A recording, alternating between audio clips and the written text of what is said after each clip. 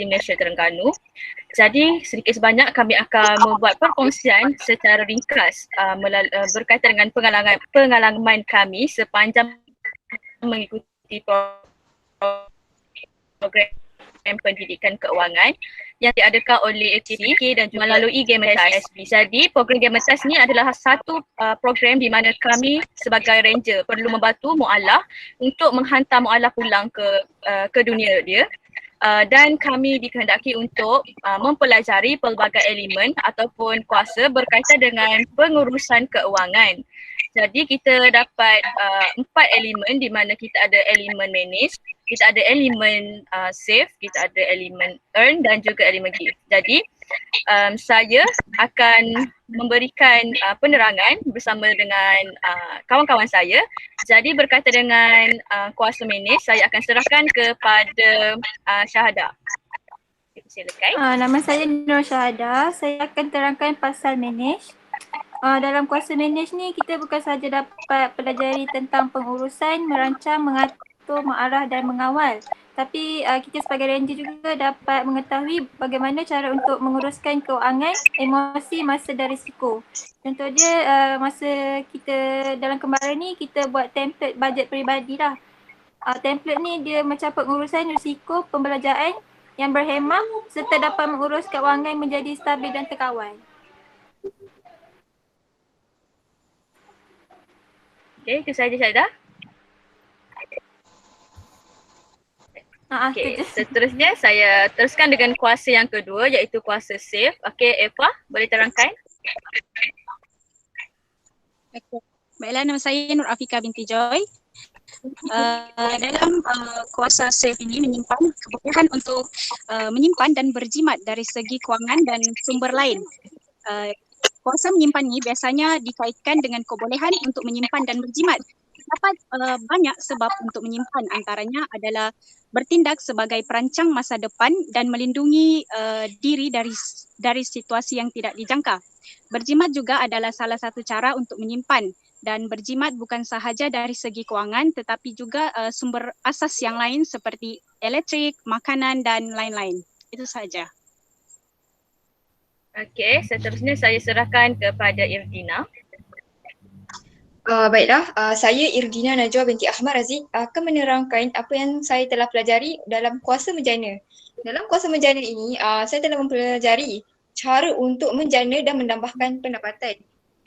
Sebenarnya, ada banyak cara yang boleh dilakukan untuk menambahkan pendapatan. Dan cara yang paling cepat dan berkesan adalah dengan membuat pelaburan. Sebelum membuat pelaburan, kita sebenarnya sewajarnya melengkapkan diri dengan ilmu pelaburan yang kukuh supaya tidak menjadi mangsa penipuan pelaburan. Itu sahaja. Okey, kita punya kuasa yang terakhir. Okey, saya serahkan kepada Nafisah. Saya Asma Nafisah. Saya akan menerangkan tentang kuasa gift. Untuk elemen ini, saya belajar tentang tanggungjawab sosial terhadap keluarga, masyarakat dan juga bumi.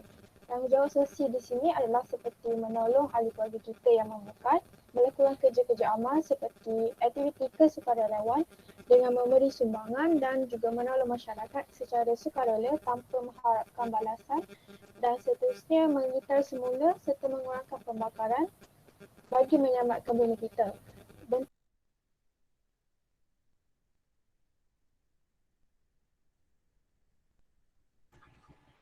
Nafisah left, mungkin dia ada masalah lain. Jadi saya teruskanlah. Okey, apa yang saya dapat? Okey, terlebih dahulu saya nak perkenalkan diri saya Wan Sofiana Adina binti Wan Yusri. Apa yang saya dapat simpulkan apabila saya mengikuti program ini, saya dapat mengetahui cara yang betul untuk mengurus keuangan supaya di masa hadapan saya dapat mengatur sistem ataupun pengurusan keuangan saya supaya menjadi sistematik dan tidak berlakulah pembaziran, di mana jika kita nak membeli sesuatu barangan seperti rumah, kita pernah beli tanah, kita sebagai aset kita perlulah mengetahui kemampuan kita punya pendapatan bergantung kepada kemampuan kita juga. Kalau pendapatan kita sikit, kita kena beli sesuatu tersebut berdasarkan kemampuan kita.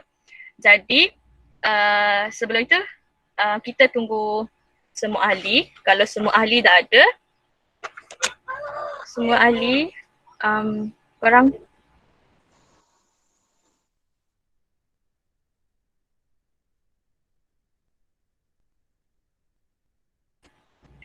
jadi saya akan tutupkan meeting kami pada hari ini dengan mengucapkan jutaan terima kasih kepada pihak AKBK dan juga HSBC kerana telah menjalankan program seperti ini dan telah memilih kami sebagai ranger bagi menjalankan atau menjayakan program pendidikan keuangan ini.